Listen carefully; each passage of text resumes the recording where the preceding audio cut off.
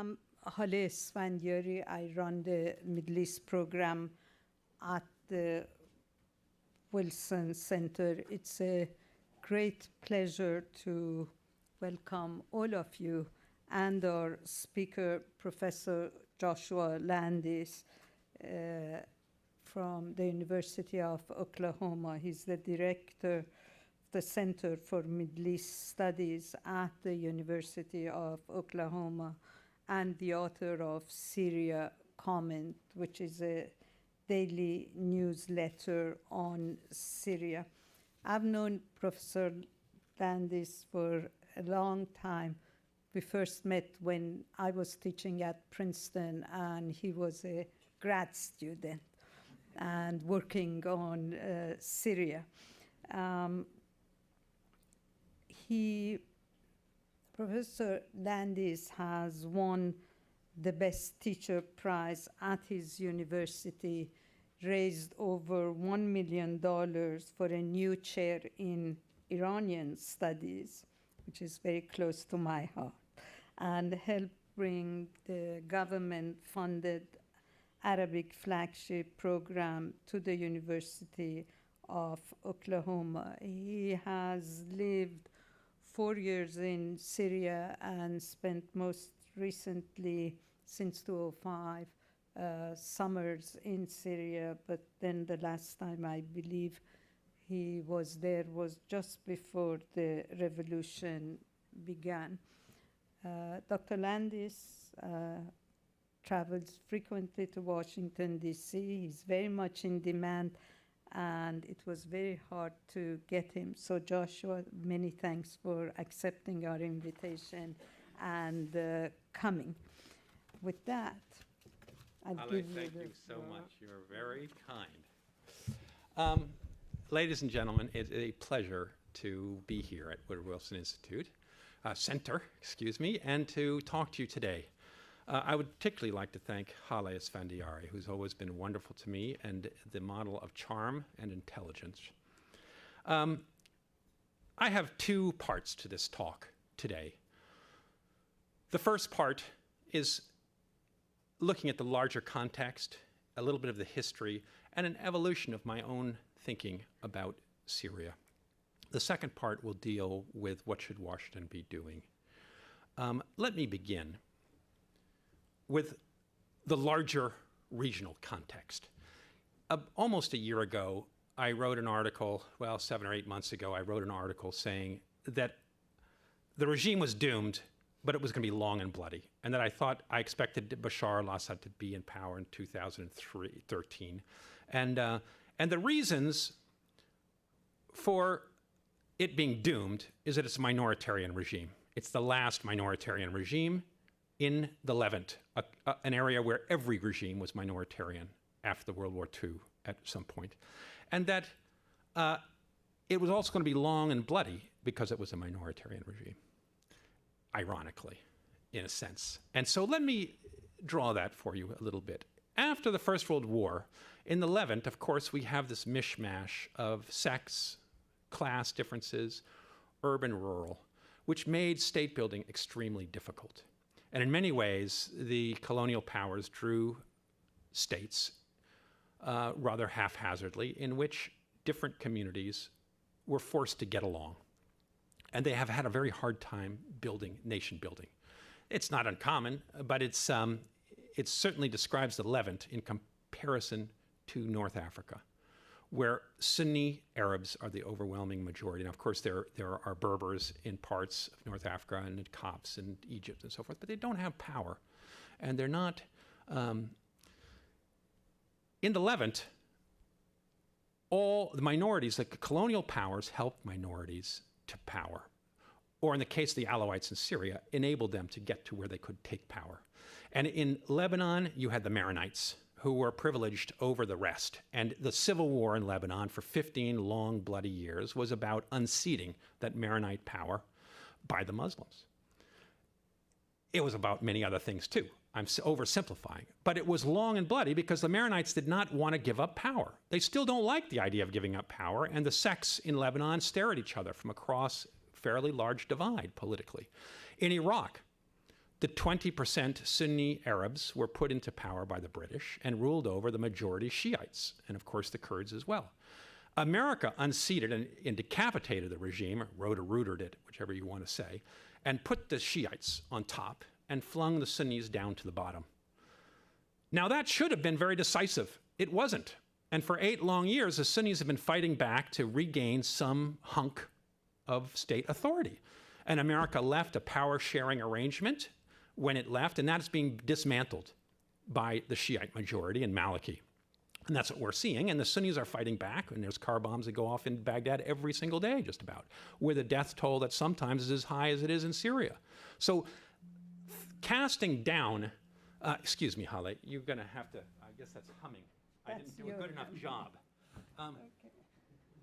Casting down the minority is a long and bloody process, reversing this order. We can take Israel-Palestine, which in some ways fits the mold and others doesn't.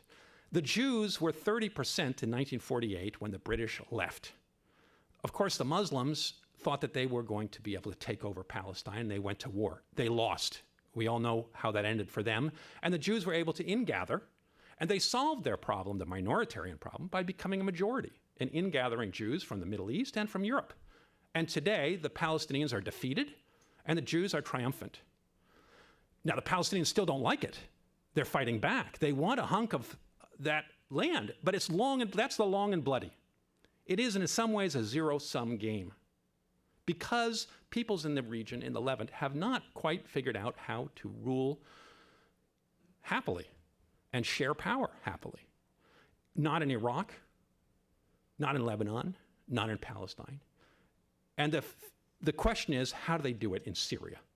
Now, the Alawites, of course, were not put into power by the French, but they were over-recruited like mad for the Syrian army. And by 1955-6, we believe there were 65% of the non-commissioned officers in the Syrian army were Alawite. Within a decade, they became the majority of the officers. And they were able to carry out a coup, if not the majority, they were able to carry out a coup and take power in 66.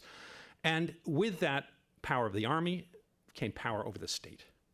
The last coup, of course, was 1970, when Hafez al-Assad took over and the Assad family ruled. Now, the minoritarian element is the strength of the regime. It's the weakness and it's the strength in many ways. Unlike Mubarak in Egypt, who allowed his children to go off and become international bankers and make money, the Assads have been preparing for this day of revolt for 40 years. And they have put their sons in the military. They have prepared every major ministry that's important. And particularly the intelligence, the security apparatus is dominated by family. In contrast to the rhetoric of nationalism of the Ba'ath Party, the Assads understood that Syria was not a nation in some ways. And they went for family values. They put their family in charge of everything. They understood that it would take a village to rule Syria. They relied on traditional loyalties. And that meant family first. And if you look at the Assad family, they're plugged into every security, major security. Then they used, of course, tribe and village affiliations, and ultimately the sect, the Alawite sect. Now, of course, they couldn't rule alone, and they needed to make alliances with Sunnis. And at the core of the success of the Assads was making an alliance with the Sunnis. And we've seen that unravel only very recently with defections from people like Klaas and some other high level. It's been unraveling for a long time because I think the logic of this uprising is a sectarian logic. There are other logics going on, but at the heart, it's sectarian, and that's driving this. And the Sunnis are slowly abandoning the regime, and the Alawites are being stripped down to the basic core, these traditional loyalties. And when they are completely stripped down, I think the regime will fall fairly precipitously. But it's going to take time, and the strength is that the Alawites are frightened. They've got their backs to the walls. They've got nowhere to go, and they're going to fight, like the other minorities throughout the Middle East, like the Christians in Lebanon, like the Sunnis, like the Palestinians. because they don't know what the alternative is. They're frightened, and they've convinced themselves that they face a very bleak future. And that's the loyalty. That's why no major Alawite figures from inside have defected so far. Now, that may come at the very end, but it hasn't come yet. So Assad's success was that he relied on traditional values, and he solved Syria's major problem, which was that it had become a banana republic. We have to remember that Syria had about 20 coups from 1949 to 70. 20 successful, some unsuccessful, but many chains of government. And many people say, well, it's the Assad's fault that Syria is not a nation today. And it's because he's destroyed politics for 40 years. And there's a lot of truth in that. But what many people are more reluctant to say, I think, is that the Sunnis who dominated politics, and admittedly, Syria was democratic. There were elections in 43, 47, and in the 50s, 54, that went not perfectly, but fairly well. But the first coup d'etat in 49, in many ways resembled the situation today. The president, the Sunni president, Quwatli, faced a crisis in government. And I'm going to take a few minutes to do a little bit of history because I think this is an important point. He faced, after the 48 war in Palestine, which Syria lost, he faced a crisis in his government. And Jamil Mardam was the prime minister, and everybody was demonstrating in the streets, not unlike the beginning of the Arab Spring. All the political parties and the democratic life, which was quite lively in Syria, were demonstrating. They wanted a new government, down with Quwatli and his government, Jamil Mardam. Now, Quwatli faced a dilemma, and he could have solved his dilemma through politics and through the parliament, which was to form a national unity government and to allow the main opposition party, the People's Party from Aleppo, to form a government. He would not allow it because he thought they were traitors. And he said so to the person he made prime minister, which was Khad al-Azam, who writes it in his memoirs. And he believed that the Aleppans wanted to unite with Iraq and the Hashemites and form a greater Syria. And he wanted to unite with Egypt and the other Arabs, but he didn't want the Hashemites, who he saw as traitors because they were working with the British and so forth. And you get this major split down the center of Syria, and each political party thought the others were traitors and not nationalists because they were going out of the country and making deals with other Arabs, because Arab nationalism was Syria was screwed up politically. Let me put it in short. He refused to allow the broadening of government, and he called emergency rule, and he called Husni Zaim, the chief of staff, and he put the army on the street to break the heads of all the demonstrators and to chase them off, and he arrested many. Now, as soon as he tried to fire that chief of staff, he took power, and in March 1949, the first coup d'etat was carried off. And that was the failure of politics and democratic politics in Syria because the major parties could not compromise. And that repeated itself over and over again in Syria until the Assads took over and used military might. And it speaks a load about Syrian politics, that it's been fragmented, lots of distrust, and even the closest intimates of Quwatli said he never formed a real political party. It was all about the man, and he kept his close associates, and he constantly made them fight each other. They complained bitterly that he wouldn't trust a party and a program. And that's been an element of Syrian politics. And today, when we look at the Syrian opposition, we see those same traits being played out over and over. In America said, oh, we're going to organize the opposition. We're going to bring them to America. We'll get the Syrian National Council up, and then we'll unify them, and we'll have something to replace Assad with. That is, of course, the greatest danger in the policy side of things. But there are also, of course, very important class divisions, country-rural divisions. The opposition was always weak. Let me turn now. So those are the major problems that Syria has faced. And with this uprising, the Assad regime has failed. It's never going to be able to put Syria back together again. All of the numbers have gone the wrong direction. Economic failure, terrible. The youth bulge, terrible.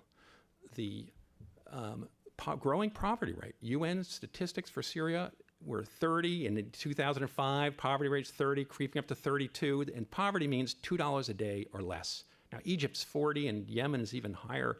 There's some terrible poverty statistics out there, but with food prices screaming up, the lower classes were being hammered. And with the population explosion, the system under Assad, the authoritarian system, was designed for a country of 7, 8 million people in the early 70s by the father. Socialism, the authoritarian bargain, take away the freedoms from the people, but give them jobs, maybe bad government jobs, do-nothing jobs, but their jobs, some security, subsidize basic products, and give them security. Aman wa istiqrar. That was the slogan. And that worked until Syria ran out of water. The government couldn't pay for all the subsidies because with more and more people, it became so expensive. And so liberalization. And liberalization for Syria didn't work because the country wasn't really willing to open up. The corruption became terrible. The upper class got rich, but most of Syrians suffered. And this country was waiting to explode. Assad did not have any answers, and he refused to really open up the system. He kept his father's model, which was to keep a few intimates around him, the people who were loyal, and to disregard the rest. And he had the options when he first came to power of rescinding the death threat against the Muslim Brotherhood, trying to draw them in and to make some compromise, but he was frightened. And we saw in the WikiLeaks that were published only recently that he was frightened of decentralization. And he wrote one WikiLeaks of just a year ago. The big question in Syria was decentralization. We need to make government more nimble. We need to decentralize. But he says in an email, we can't do this because the extremists, he calls them extremists all the time, will get power at the local level, and then they'll want power in the center. And this froze him because he saw his people as extremists, many of them, and he refused to broaden the halls of power. And this was the dilemma of the Syrian regime, very narrow, very brittle, refusing to reach out and talk to the people. And okay, this leaves us then with the policy problems. That's the failure of the regime. That's how I see the problems, but it creates a lot of dangers for America to waltz in and try to fix it. Obama has been very reluctant to lead in Syria, and I think that's been a smart policy by and large. The question is, when is it not a smart policy anymore? Let me try to address both those issues, and let me look at the reasons why it has been a smart policy. And I think that America, I wrote not long ago an article, Stay Out of Syria. And this is predicated on America is not good at nation building in the Arab world. We've seen this in Iraq. We've seen this in Afghanistan. Syria is not an easier country. It has the same divisions, Alawites versus the Sunnis. And the Alawites are only 12%. The Sunni Arabs are 70% of Syria. There are 10% other minorities. The Christians are often said to be 10%, but they're probably closer to 5%. Their numbers have been falling pretty precipitously. And okay, not good at nation building. The US is radioactive in the Arab world and Islamic world. Democracy is unlikely to be produced in Syria anytime soon. The only two things that social scientists agree on as indicators of democracy promotion are fairly old populations. Over 30 or over gives you a sort of more than 50% chance of locking in a democracy. Syria is 21. The mean age in Syria is 21 years old. The only other places that are younger are Gaza Strip and Yemen. Tunisia is 30. Egypt is even older because they had much better family control policies and stuff like that, but not a lot older, but it's 24 or something like that.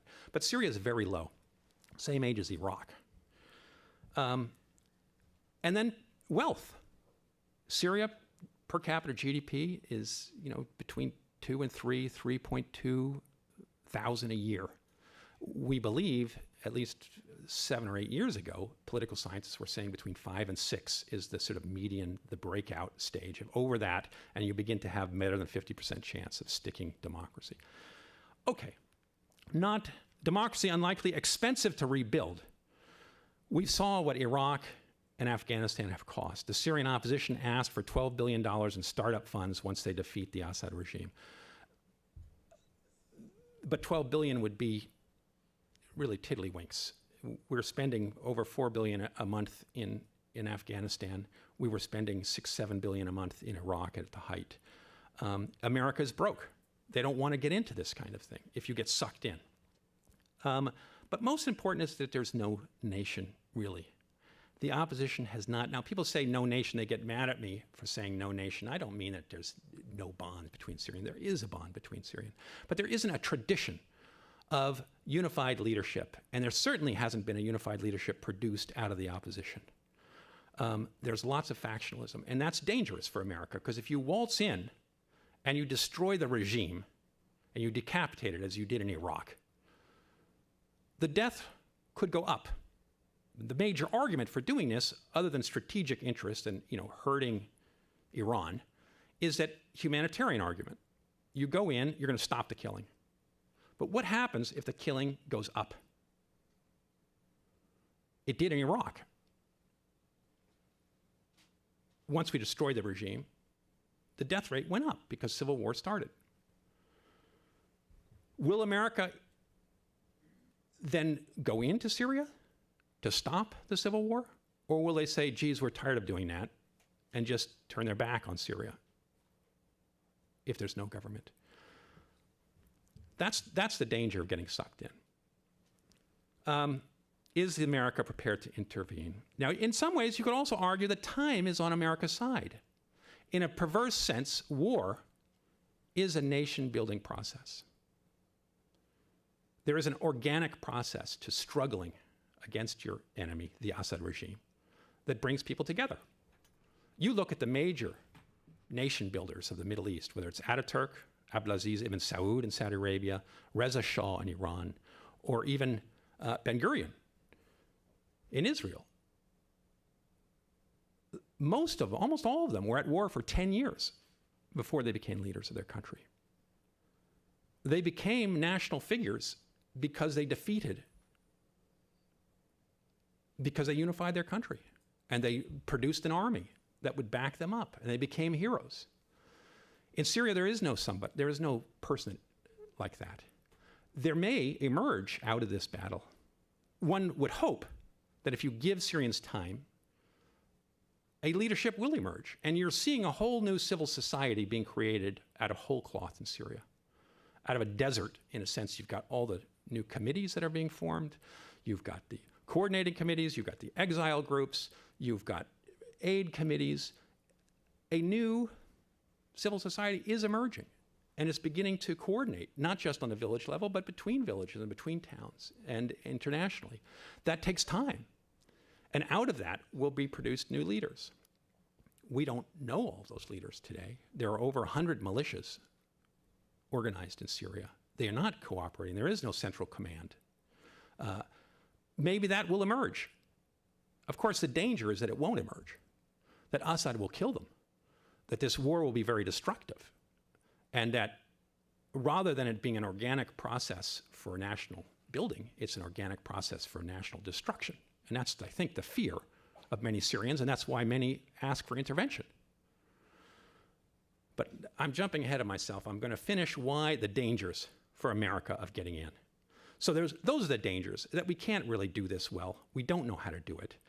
And that there is a logic to allowing Syrians to build a new nation out of this process of fighting, and that good leaders will emerge because they'll be successful on the battleground, and they'll make alliances, and they'll suck up those 100 militias that we see today, will get eventually sucked into one. And when that one is able to defeat the Syrian army, it will be in a position to step into command and control of the country. So when they defeat Assad, there won't be chaos like there was in Iraq. There'll be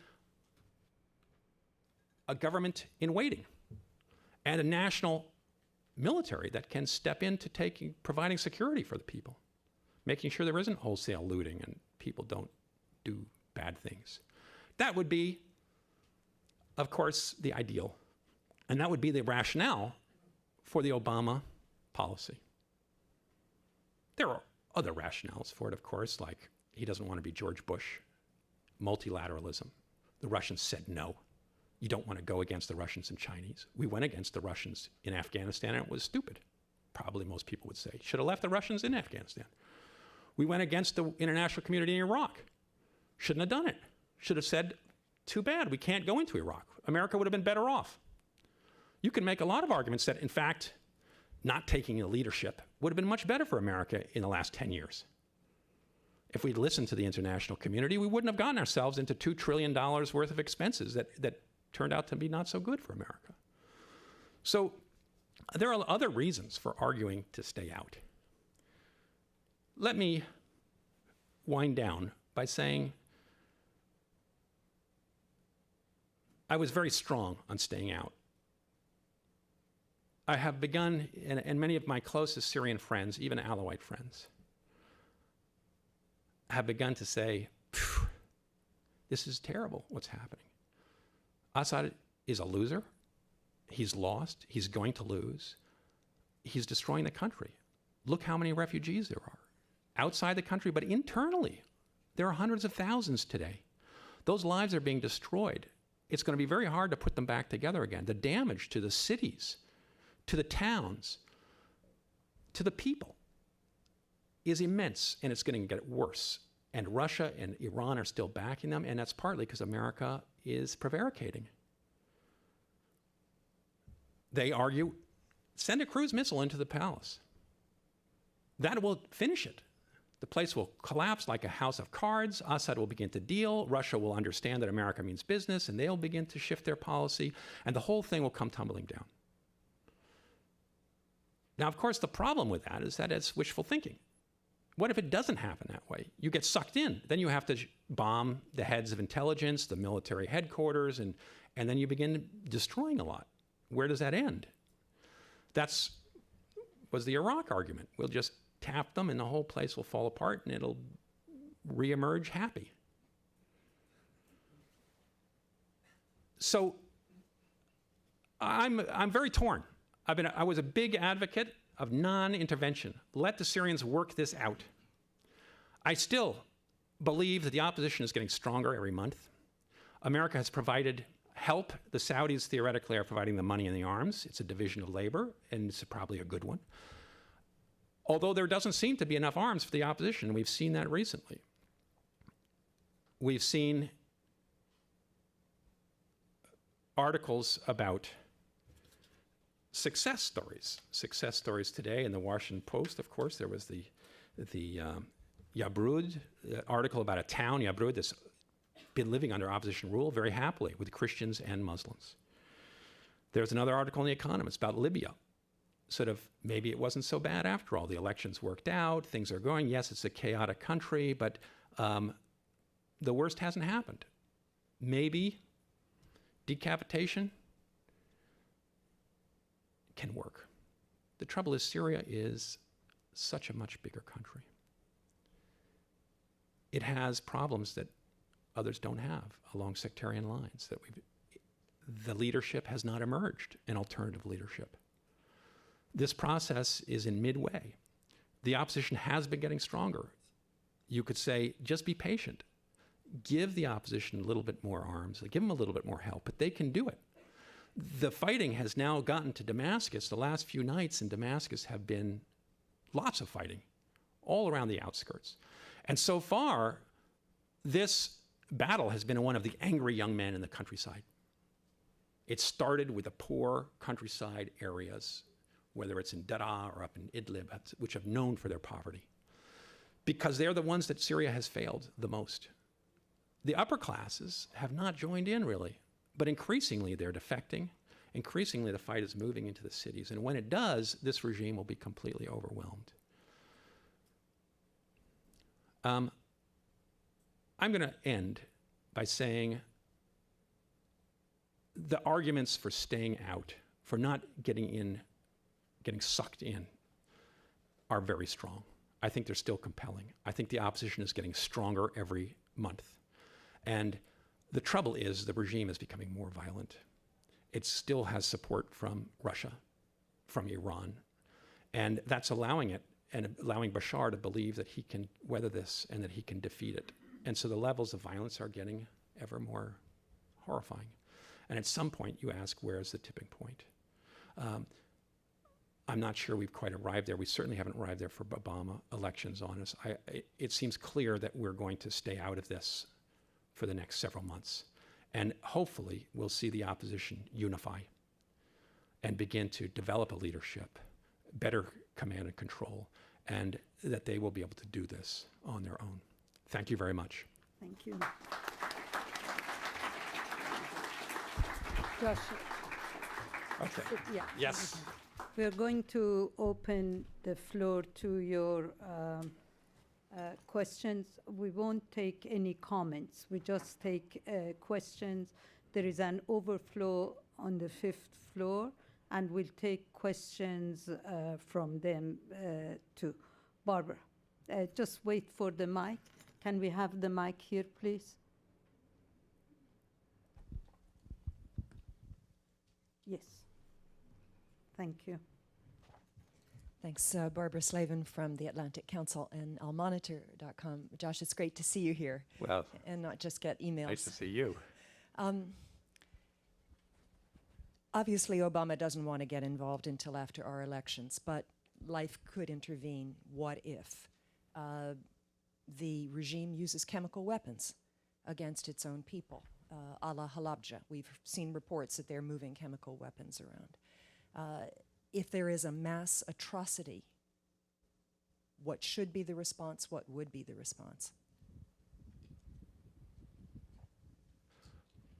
Obviously, public sentiment drives policy to a certain degree. And these would create a groundswell of sympathy and horror at what the regime is doing, which is already, of course, quite developed. The question is, can America improve the situation? And this is the unknown. Obviously, you're launching out. You know, if you do send that cruise missile into his palace and begin to hunt him down like you did Gaddafi and ultimately kill him, how long will that take? And then what happens if the death rate goes up, right? That's the big question. If the death rate goes up, then does America say, well, we've succeeded in our strategic objectives, which are to hurt Iran, and we can go home now and let the Syrians sort it out, which is a little bit what we've done in places like Libya and other places. That would be my fear. I don't know if America has the staying power. The regime is going to ratchet up violence. It's going to come. I don't know if it's going to be chemical weapons. I doubt that. But who knows? You know, the levels of violence get worse all the time. And it's clear that that Bashar is living increasingly in this little world where he's convinced that everybody is an extremist and that he is standing for good and, you know, the rose in the desert. Josh, we are taking a question from the overflow, and then we'll get to here, because there are people there too. So, is there any evidence that Christian, Druze, and Kurdish populations are growing supportive of the SNC since the change in its leadership? You know, I think the minorities in general, and it's hard to generalize, of course, have been supportive of Bashar, and they're fearful of Islamists. And that the government has been very successful at, but it's not the only place where people feel that way. I think many have. I think many Christians believe this regime can only sow trouble from now on in. They're only hurting everybody in Syria because they're not going to win. There is no way for them to win. And the longer they stay and Syria is prevented from trying to get on to the next step, the more damage is going to be done. Now, I don't think the Druze and Christians are going to be targeted when this regime comes down. The Alawites clearly have to be fearful, but I don't think the other minorities will be. Of course, they're worried about their way of life, but their way of life under the Assad regime is going to change. Syria's changed. Syria is never going to go back to those days. And it's very hard for anybody to get used to the notion that life is going to change. And Syria is going to go through a period of chaos. And that's coming. And I think that many more people today of minorities are embracing the fact that they're going to have to go through that period and better get on with it. And I know more and more Alawites, have talked to me about the notion of something needs to be done, internal intervention. Joshua, can you tell us a little bit about the support that the Iranians provide to the Syrians? We just keep on hearing the Iranians and Right. the Russians. The Russians, we know where they stand, but the Iranians, what kind of support do they provide the Syrian Well, government? it's very secret. I don't really know. We've read articles about the billions of dollars that Iran gives, but I don't think people know what the aid is. It's clear that Iran understands that it is under attack, not only by America, but by the Sunni major states, Saudi Arabia and the Gulf. And it sees Syria as the cutting edge of a defense against this larger onslaught. And of course, the West sees Syria as the weak point for Iran. And if they can take down Syria, then they can get Iran. And our policy is a regime change in Iran as it is in Syria. So I think there's a big domino fear of this domino effect that Iran sees, that they're going to be targeted once Syria goes down. And I think Russia and China believe the same thing, and I think that's why they've made Syria sort of cause célèbre. I don't think Syria is that important for either country.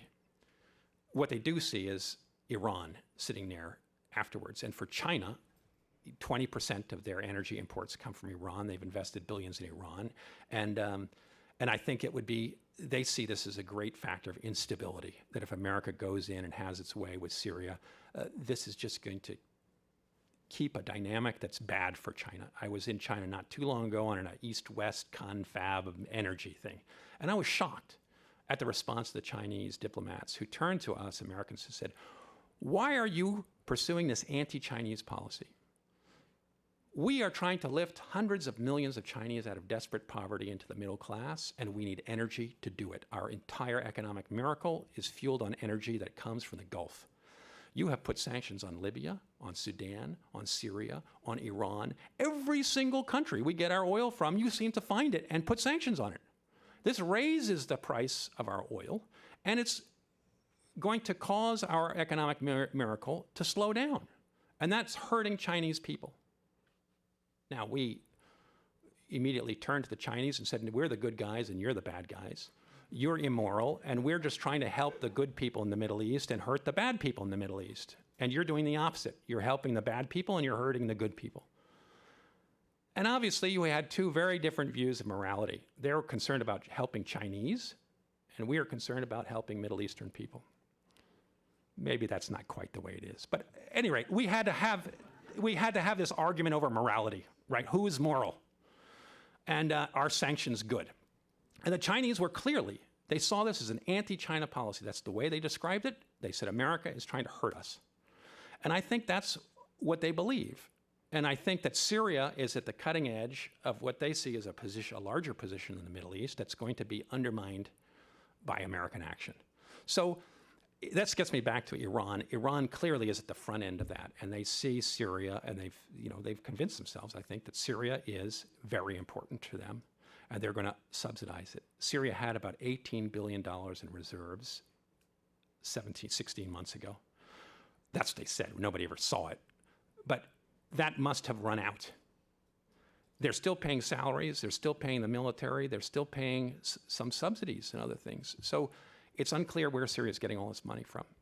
It's going to be turning to Iran. And I think that's the main place where Iran will support. There's been all this talk about viewing Iranian soldiers and Hezbollah. I don't think that's true. But I think that both are helping with military intelligence in whatever ways they can without putting soldiers on the ground. In the back, just way in the back, right? Yes. Everybody's name down. please be very brief in your questions Sure. because Thank you. we My name have- is Mohammed Abdallah. I'm a human rights activist. I'm a researcher at the Syrian Center for Political and Strategic Studies. Good to see you, Josh, and good to hear that you're thinking Assad is going down soon, because question, please. that's kind of defection to our side, which is I really welcome. My question to you is, in like any another government, when very dictatorial relationship regime existed, when it's collapsed, everything is going down, by intervention or without intervention.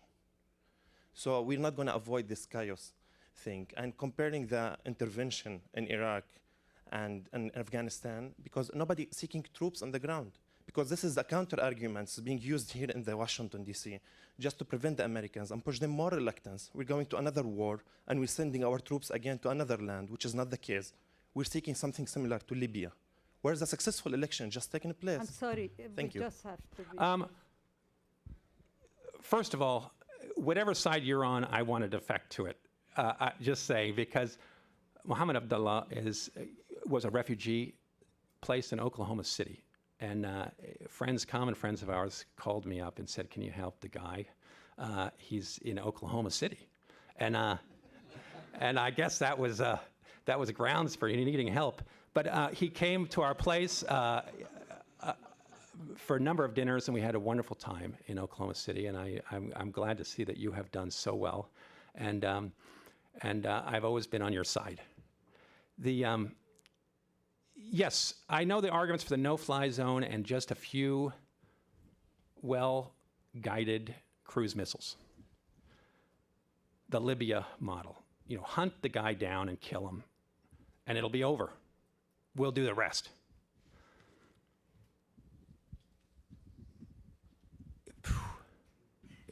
You just don't know what's going to happen. That's the trouble. I mean, the well-laid plans, and clearly America feels poor. Obama feels like he's got other things to do. America's exhausted with the Middle East. They're tired of nation building. And it seems like a fool's errand. And what is more, Hillary Clinton keeps on saying, we're winning. Strategically, I think everybody in Washington believes that we're going to fulfill our goals. I think everybody in the opposition believes that they're winning. They say every month we're getting stronger. So there is no compelling interest to intervene.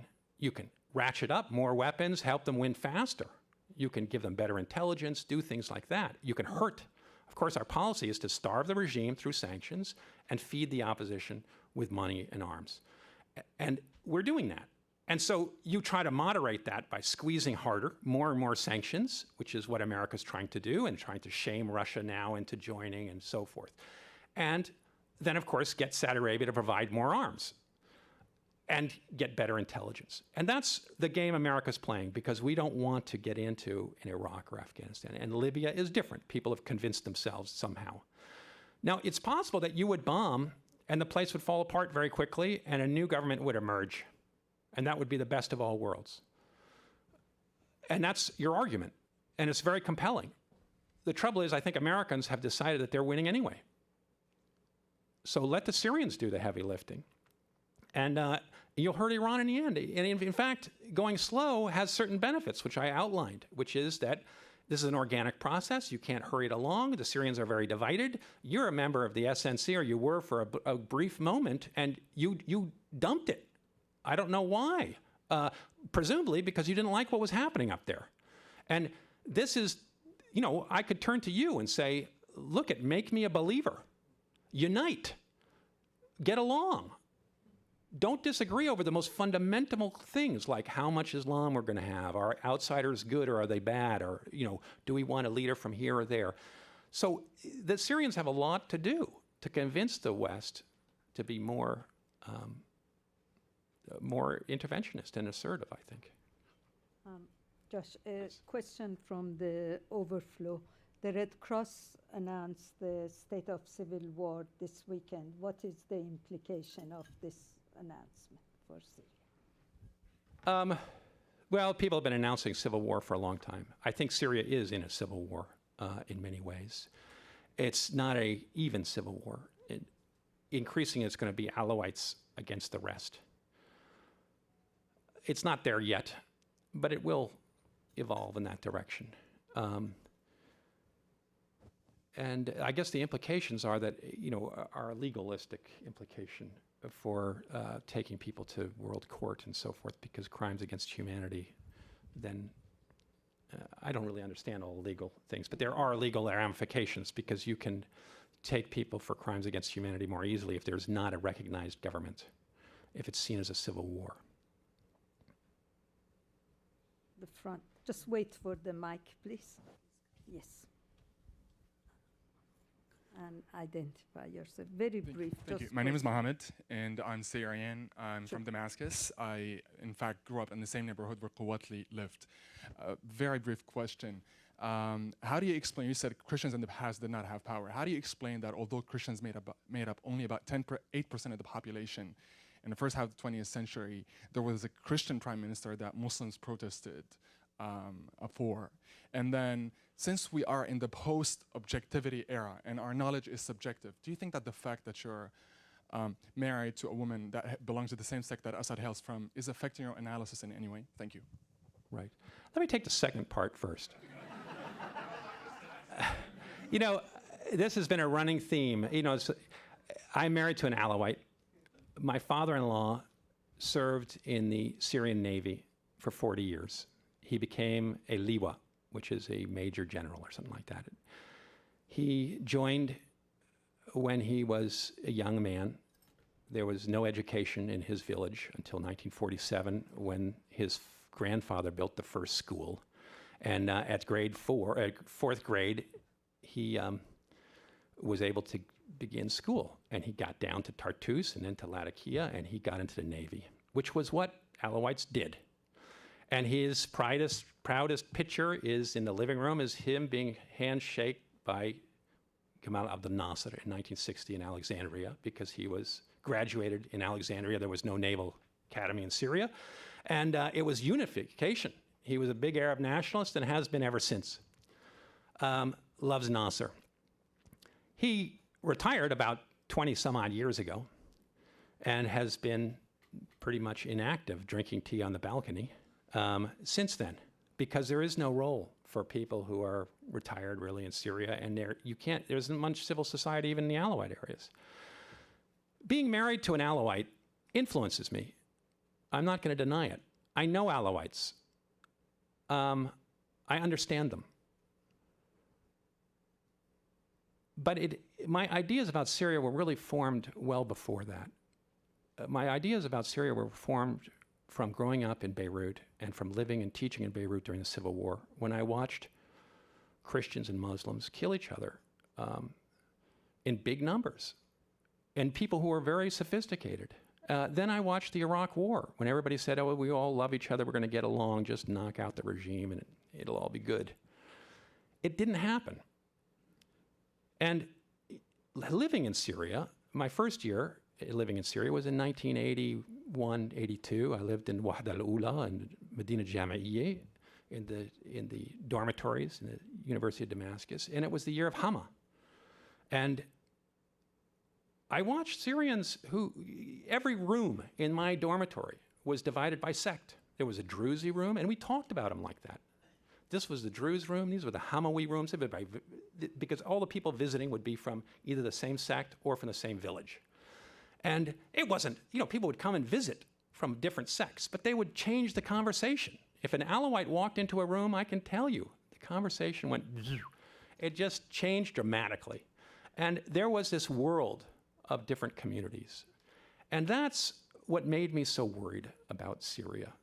Because, yes, this regime held the country hostage. There was never any illusion about the fact that the Assad regime ruled by force. And it threatened to turn, as Assad did, he threatened to turn Syria into 100 Afghanistans if he was taken down. That threat turned out to be real. And the country did break apart along sectarian lines, and it's paying an incredible price for it. I didn't have illusions that there would be a very hard landing. My first article I wrote in April, beginning of April of last year, was there is no soft landing for Syria. And then my second was deeply sectarian regime, an economist. And most of my Syrian friends attacked me bitterly for saying these things. And you were one of them. Okay. And I still love you. And okay. But they couldn't believe I was saying these sectarian things about their society because they didn't believe their society was sectarian. And it wasn't because I'm trying to protect Alawites, I don't think so much, although clearly I do feel for Alawites. I understand them and I understood what's going to happen.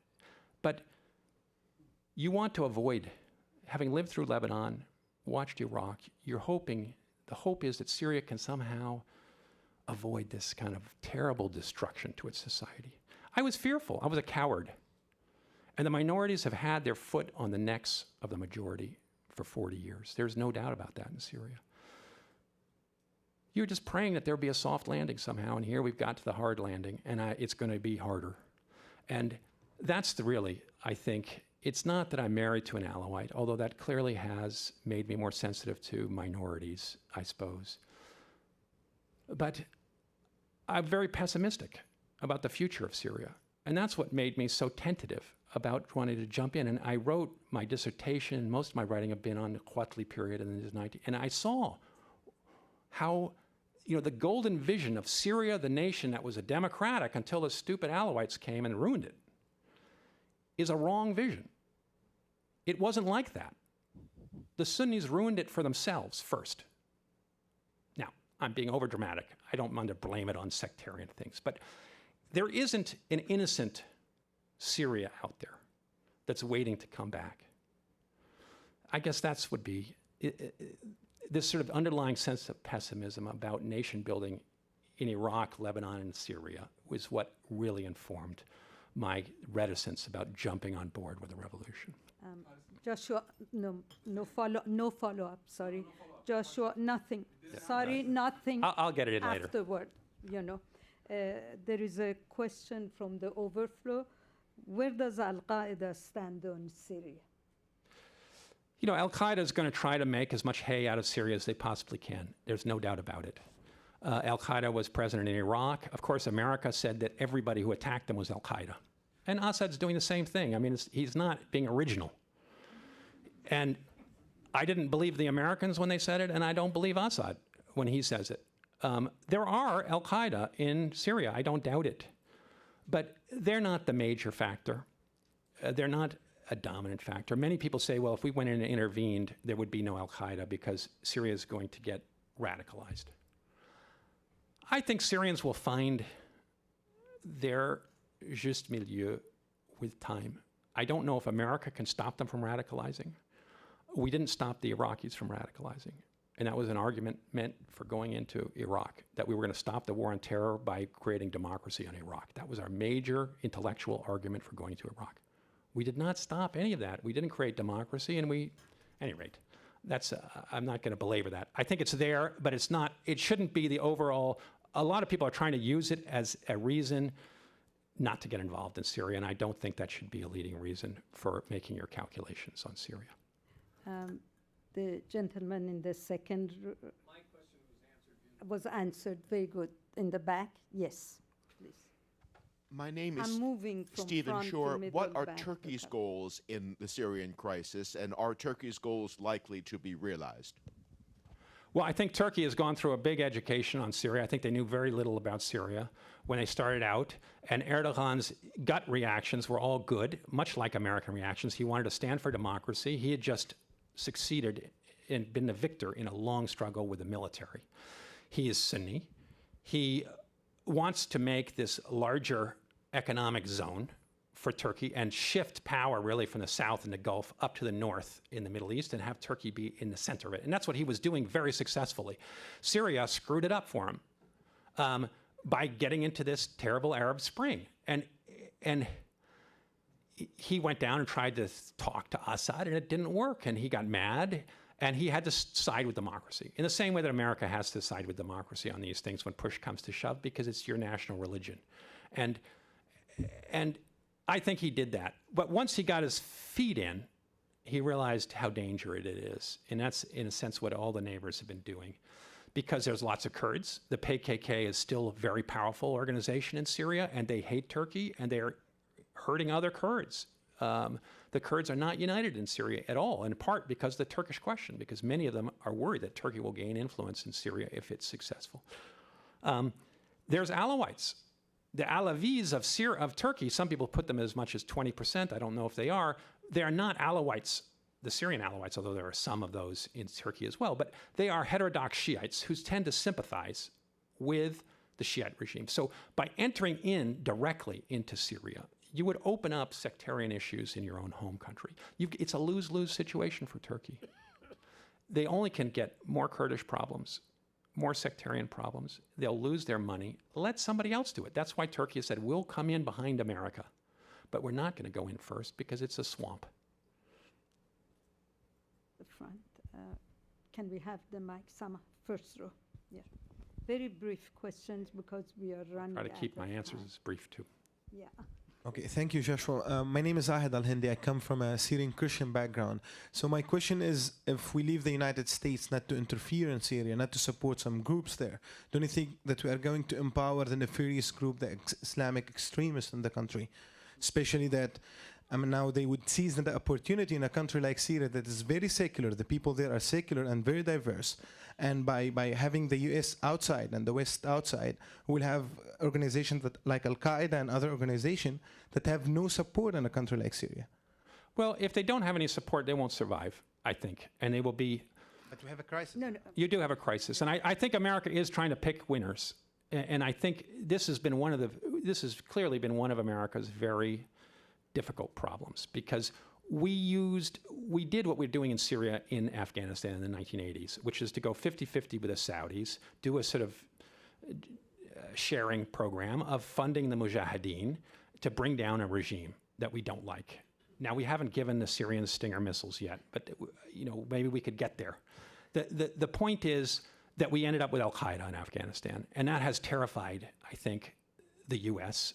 and the regime. And so your Al-Qaeda question is important in the sense that I think it does govern the thinking of how America's going to do it. And the CIA has clearly been sent to Syria to say, do not let Islamic extremists, and we've got to pick some winners. Now, the major outcome of the Friends of Syria meeting in Istanbul several months ago was that Clinton announced that all funding would go through the Syrian National Council, and that Saudi Arabia had agreed to do that, which would mean that America would be able to pick the winners. And it wouldn't go straight to the Muslim Brotherhood or to Al-Qaeda Salafists that Saudi Arabia might like to fund.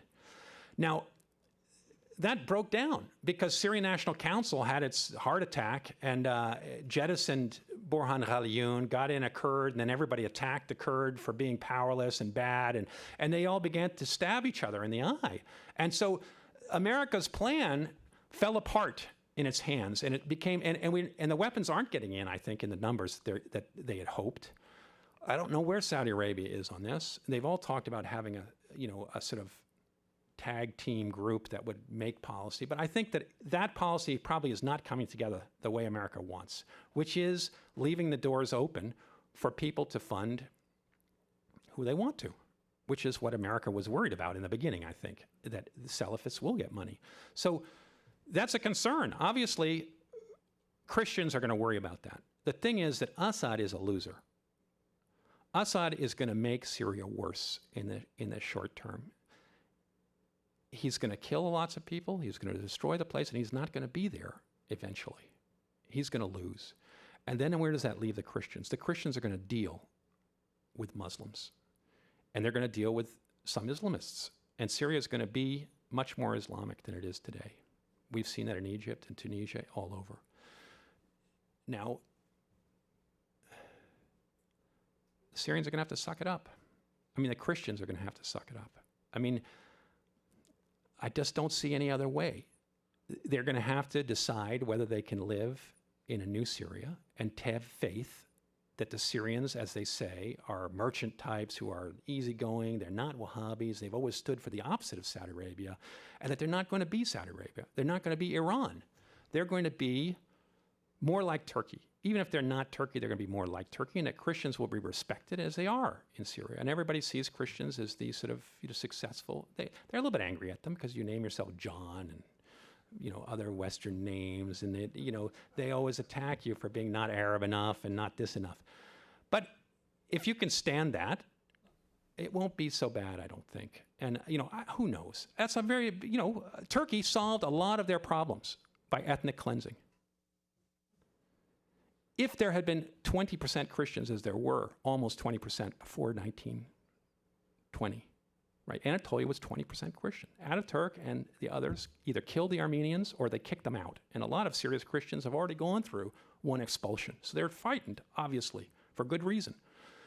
Erdogan got to be democratic and was able to win elections and lead democracy in part because there were no Christians in the country. If there had been 20% Christians who had voted with the Kemalists, Erdogan would not have succeeded. They would have been sitting there biting their nails saying, Erdogan's going to make us Iranians. He's an Islamist. Now, I don't know if that's exactly true, but you could see it. It would have been a very difficult problem. And Syria has that problem because there are Alawites and there are Christians and there are others who are frightened of Islamists. And they have reasons to be frightened. Look what happened in Iraq. Look what happened in Turkey. The Middle East, this century has been very bad for Christians in the Middle East. Their fears aren't completely fabricated. But what can you do? Christians are going to have to make their bed with a new Syria. And it's better to do it faster than slower. We have run out of time. Please join me in thanking Dr. Landis.